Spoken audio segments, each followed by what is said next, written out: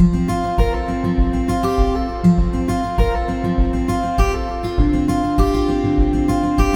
is Professor Nirav Mehta from LG Institute of Technology and Engineering.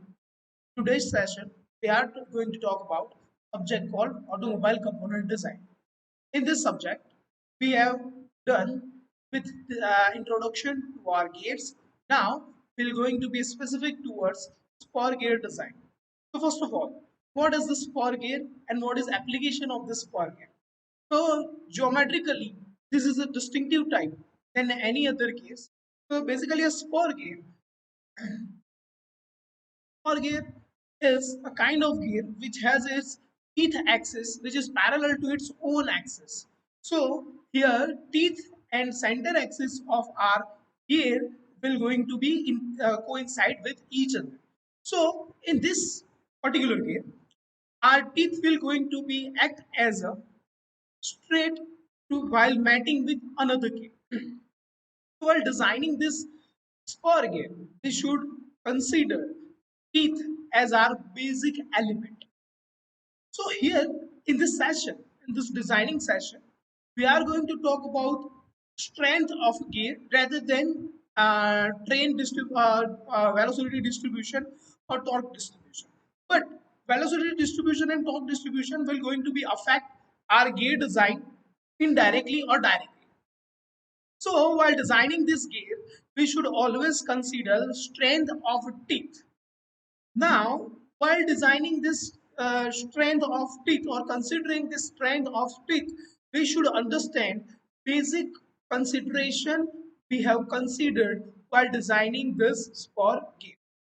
So first of all, we have to understand how the profile of this spur gear is determined.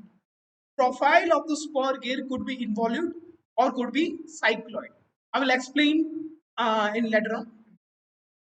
Then we have to understand what could be the design consideration, whether we are going to consider the teeth as a crushing stress, bending stress, or compressive stress, or any other stress. Then we have to design it for interference between two gears, which you can see here. Those gears are mating. There can be an interference between them. Then, depending on that, we have to understand material selection or what kind of material and manufacturing process we can follow. And ultimately, after that, we should have basic criteria depending on its function that our gauge should perform that basic criteria. So that will going to be outlined for our today's session. So first of all, let's discuss about forms of teeth. So there are two mainly forms of teeth. One is involute and one is cycloid. Involute is the most applicable or you can say most used profile. In that case, a point which is tracing the curve, it traces our circle without slipping clear or without taking any kind of cycloid, any kind of slipping path. So our circle will going to make a involute profile in case of involute gear. Clear? This involute gear has advantage. You can change the distance. Clear? You can change the distance, center of the distance without changing the velocity of the gear. So involute profile has edge over cycloid. In case of cycloid gear, our point will going to trace a tangent without slipping. So in case of cycloid gear, our main criteria while manufacturing or designing it, it should have always going pass through the tangent. But cycloid have another advantage over involute, but it is more expensive compared to that. That's why it is not applicable in any other application rather than some smaller toys or watch and etc. So you can easily find out anywhere involute gear profile. Clear? So these are two profile, but these are not going to affect our designing criteria because these are just a profile which we are tracing while working on SI of our law of gearing. Clear? And law of gearing is connected more towards velocity ratio rather than strength of our teeth.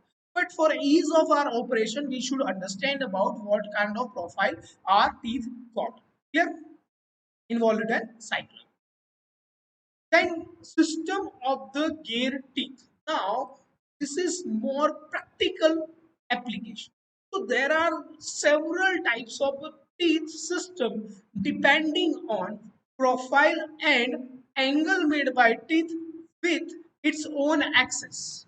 Now, there could be different profile involute cycloid, 40-degree, 20-degree, stop angle, half angle, any good.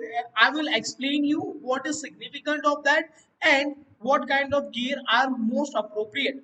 So here you can see there are three different, you can say, see here there are three different 14 and a half composite full depth involute, second one 20 full depth involute, and third one 20 stopped involute. So you can see here we are going to use involute as our basic criteria for a design. So involved profile will going to be our design. In case of this, our main driving criteria will going to be module. Why module? When it comes to real life application, if you want to select or if you want to design any game, you should always, it should always depending on its module and its strength which going to be determined depending on its power transmission, and module will going to be determined depending on number of teeth and its diameter. So it is a ratio of diameter to number of teeth. Here you can see for 14 and a half composite material, different aspect of gear which you have learned in kinematics of machine, addendum, dedendum, working depth, minimum total depth, tooth thickness. This is depending on its module and depending on your gear or system of gear, which is 14 and a half composite full depth involute system, in you can see different aspect of our gear which is in terms of module only. So here you can have idea how this module is more vital while designing our gears. So in case of our design, we will going to concentrate more on a module rather than anything else. And this module will going to be directly affected by strength, which is directly affected by power transmission and torque transmission. Clear? Okay. So next point, minimum number of teeth in pinion to avoid are interference. Now there are basically two types of gear we will have. One is pinion and one is gear. Pinion is basically a driven side, sorry, driver side gear, and gear is our uh, driver side. Sorry, driven side. So pinion will have to give input to our, so pinion will have that input torque and gear will have that output torque. So while designing this pinion, because all in most of all 99% of cases, pinion will have higher velocity and low torque, or you can say higher RPM and low torque.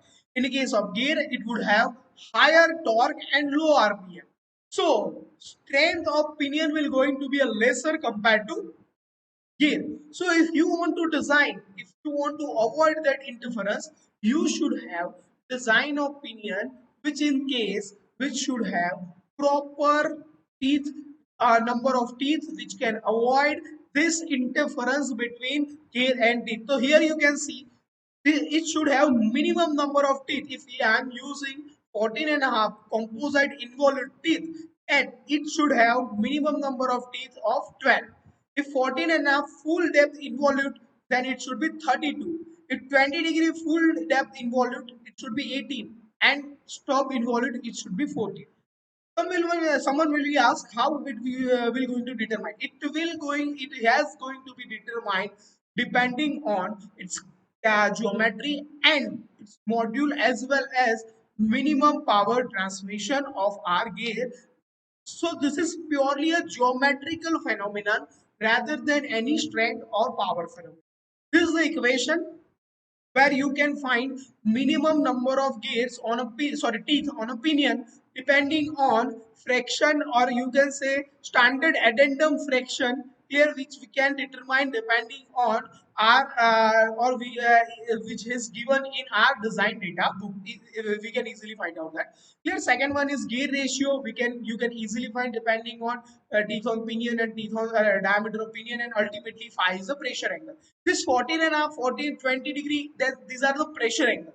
Clear? These are the pressure angle made by pinion over gear. After that, let's talk about gear material. Clear? We have, there are different n number of type of material depending on different application of our gear, from metallic to non-metallic, from composite to non-composite, from alloy to non-alloy, depending on strength. Clear? While we are using somewhere we have a requirement of higher speed, then we can go for gear which have low, or you can say it should have a lighter weight compared to any other gear. Clear? And when we have to transfer high velocity and high torque, then it should have alloy gears which have higher strength, as well as they should be in lightweight. If we are come across some where the only strength is a criteria, then we can use any mild steel kind of a material. Clear? So it can have good strength rather than only its weight. Clear? These are the different material you can see, from mild steel to cast iron to composite material to different types of material. They are not going here. This material are not going to affect you, because you will go given a data in your examples. But these are for your overview. These are the different material for a different aspect, and for a different application for our case. Then design consideration for gate drive. If I am constructing any gate drive, I should always consider gear which can withstand and transfer velocity without losing any kind of efficiency. So first is, it should transmit power without losing efficiency. Second thing, it should have appropriate speed of a driving gear, because if our design consideration, if we haven't considered speed of our driving gear, we can't get the speed of driven gear. Clear? Then we have to consider velocity ratio, what kind of velocity ratio we require, what amount of power transmission depending on that velocity ratio. Then center distance between those two gears. Here, so these four were are input criteria. Let's once again go through them: power transmitted, speed of driving gear, velocity ratio, and ultimately our center distance. Then requirement of a gear. So what are the different requirements of our gear? So it should withstand any type of load. It should provide our power without interruption. So the gear tooth should have sufficient strength to endure this certain amount of force for a longer period of time. Here, it should work against wear characteristics, wear load, as well as dynamic load, as well as static load. Here, it should use optimum distance or optimum space. Clear? As well as it should have good amount of alignment, or you can say it shouldn't be go out of alignment while working you're designing. And ultimately, it should have good ability to self lubrication to itself. Clear? So these are the different requirements from this design of gear and gear system. I hope you understand this session very well. Depending on this session, we are going to design our spur gear. After this, our first criteria is to develop algorithm for our spur gear, step-by-step procedure to design any type of spur gear, and ultimately we will have a case study for our spur gear. I hope you understand about this design of spur gear very well. Now we are going to move on to algorithm, or you can say design procedure or design consideration of a spur gear. Thank you. Thank you so much. If you have any doubt in this chapter or particular video, you can directly contact. Thank you.